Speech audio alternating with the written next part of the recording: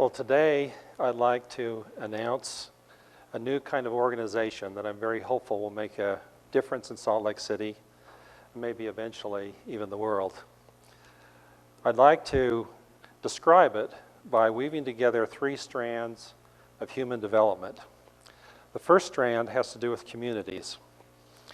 If you've been involved in community work or community transformational work in recent years, there's a good chance you've been involved in a certain kind of a dialogue, not one that says we've got a problem and let's get it fixed right away, but one that says it's really important to understand all of the perspectives in this room and all of the context in this room as a reflection of what's going on in the community.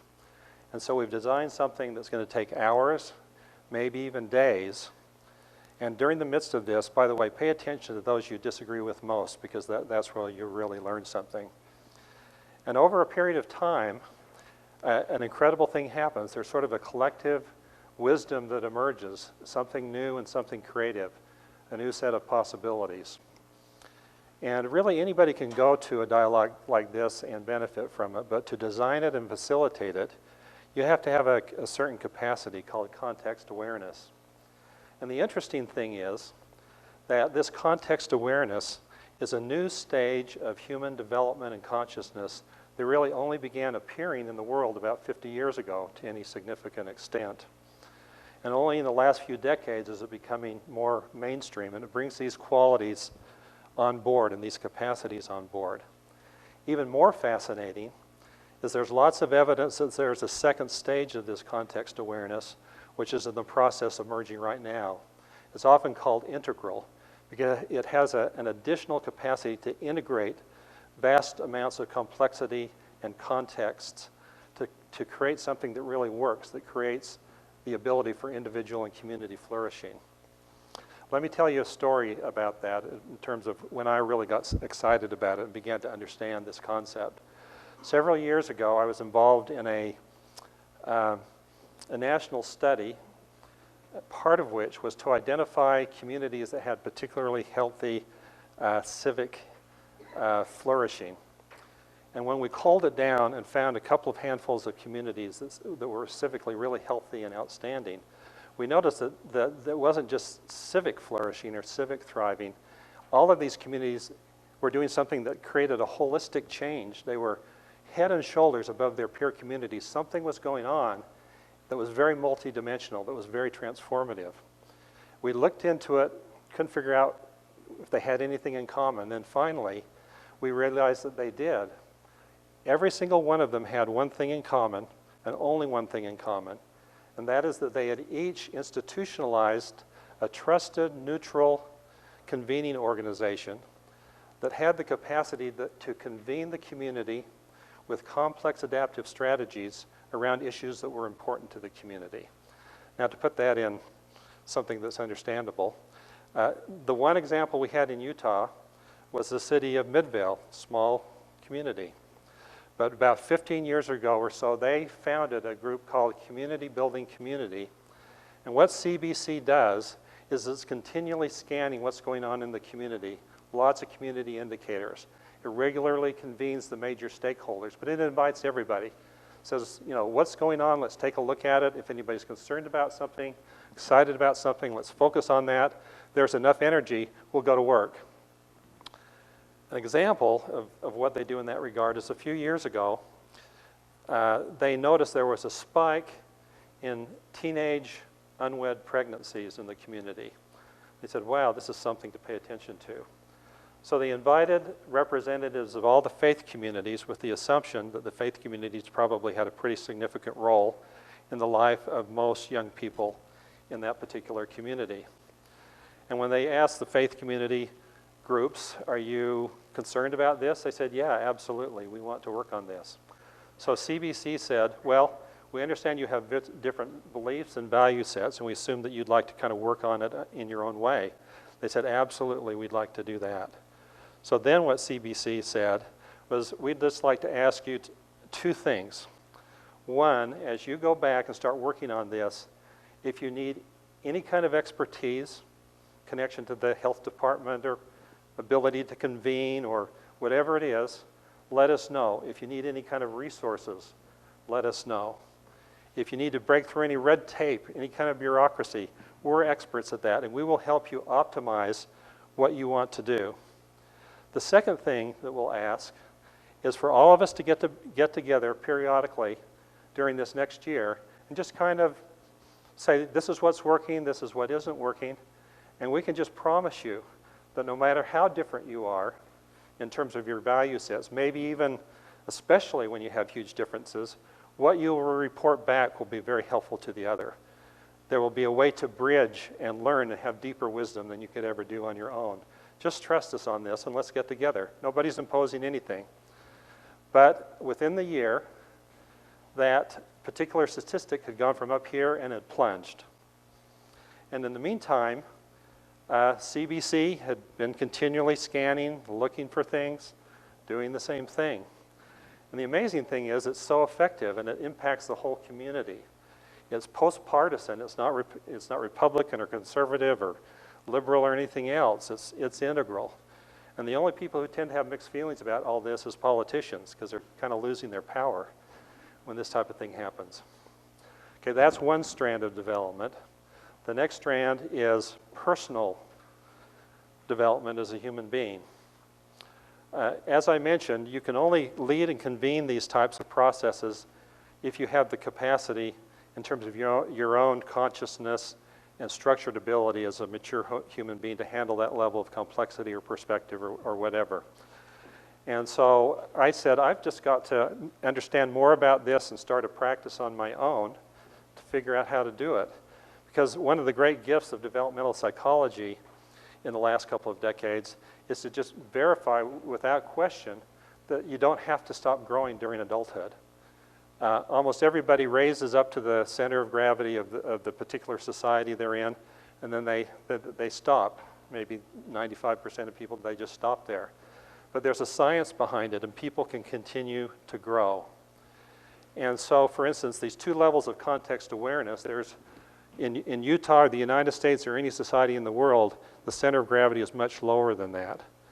And so I started trying to develop a practice for myself, and I had a particular approach dealing with polarities, because in working and understanding developmental psychology and getting advice from developmental psychologists, how you bridge differences, how you bridge paradoxes is a function of your level of development as a human being. It's very characteristic. So I developed an approach called integral polarity practice, with the idea of over time helping to have a person become more centered and integrated, but then also to be able to move from one stage of development to another. So it's been a lot of fun. It's been a 10-year adventure. I've been working on it and having an opportunity to learn from a lot of other people. And it's certainly just one tool, and there are many, but it's a brand new area. What's the science of continual human development?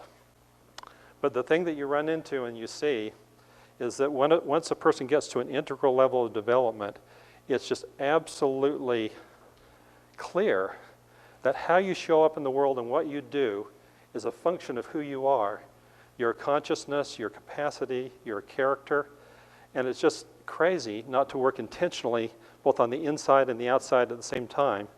On the inside and the outside, meaning your work in the world, so that they're integrating and mutually informing. So there's a third strand of human development that I'd like to weave into this, and it's really obvious. And you probably all have it sort of on the tip of your tongue, but let me just say it. Civility. Civility. I mean, that's kind of the reaction that I usually get, but here's the point. Civility is the civic expression of the golden rule.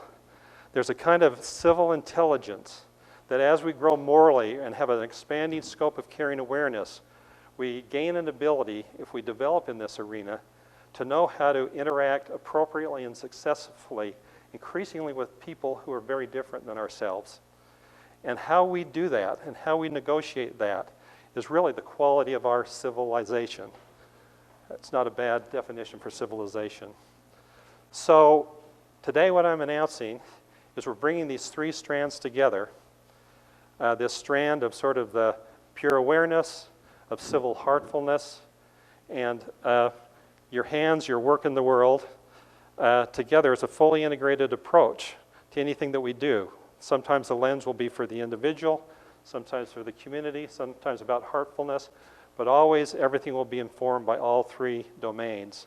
And this is a classic expression that was Ken Wilber, the great integral philosopher, framed it this way. He said, you always have to be mindful of and paying attention to the realm of the I, personal awareness and development, the we, the arena of civil heartfulness, culture and values, and the it, the systems and processes we build to make things happen. All of those things are at play anyway. You might as well just be intentional and aware and integrate them. So we're forming, as of today, the Salt Lake Civil Network, we're calling it. But there's another dimension to weave into this, and that dimension is a concept called civil action networks. Not civil action networks, global action networks. And let me tell you what a global action network is. It's likely that most of you haven't heard of it. It's new in the world. There are only a couple of handfuls of global action networks in the entire world.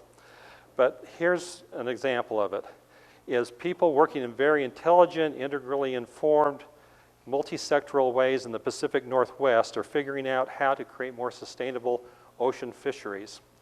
At the same time, they're working with similar groups in Northern Europe, in Australia, and perhaps other places as well. And the point is, they learned that no matter how well this network they've got going locally is working, if they can connect to other networks and learn about what they're doing in very different environments, there is this incredible synergy of greater wisdom and greater possibility. And it is, again, sort of this paradox of the greater the difference, the more wisdom that seems to come out of it. And there's an artfulness to this and a science to it. The first convening of global action networks, where they were first just identified as even a phenomenon, was less than 10 years ago. I had the opportunity to be invited to that and work with it and be a little bit of a consultant. And it's new, but it's exciting and it's extremely powerful. And one of the things that it does is it helps us appreciate that if we want to be really effective locally, we've got to be conscious and working, and they call it glocally, working globally and locally. And this leads us towards an understanding of that interconnection of the whole planet, but ultimately we have to be talking about a planetary community that we're a part of, as well as a local community and all the other communities in between. So today as well, we're founding the global civil network that the Salt Lake Civil Network is a part of, with the idea being, it's just a launch, that we will be trying to find like-minded communities and organizations who want to have this integrally informed approach that I've described as we pull these pieces together and work together around the world to create a global action network of local civil networks. The additional dimension, though, would be that just as we scan in any locality for something we're looking at, like Midvale did to say, unwed teen pregnancies, when anything like that pops up, that information will be made available to the entire network, and if anybody's interested globally. And anybody could say, hey, we want to work on that too. And part of the role of the Global Civil Network will be to provide the capacity to create a network, an effective network for trading information. Maybe some of these would mature into global action networks. The point ultimately is to be an incubator of global action networks, to be an incubator of local work, to be an incubator of endless streams of local global connections, so that we can move to a presumption that ultimately we have to function globally through wonderful networking expertise that's really available. The science is available, and we need to find leaders that will grow into this. The level of complexity of this is so enormous, though, if you had hundreds of thousands of these and new kinds of governance structures trying to deal with them, is there some elevated level of human development that actually manifests that long sought after goal of the simplicity, being able to see the simplicity on the other side of complexity? The great answer to that is yes. And it's really just this year, in the last 6 months, that a research group connected with an organization called Pacific Integral, led by a Dr. Terry O'Fallon, has been able to statistically verify, there may not be very many people in the world with these capacities, but there is such a range of development. If people can grasp the whole gestalt connected to the entire universe, and they can see things and hold things with a simplicity that is beyond what most of us can imagine. And so the exciting thing to me is, okay, we're launching a local organization. I'm used to doing that, is pulling 3 strands together of what I was doing anyway.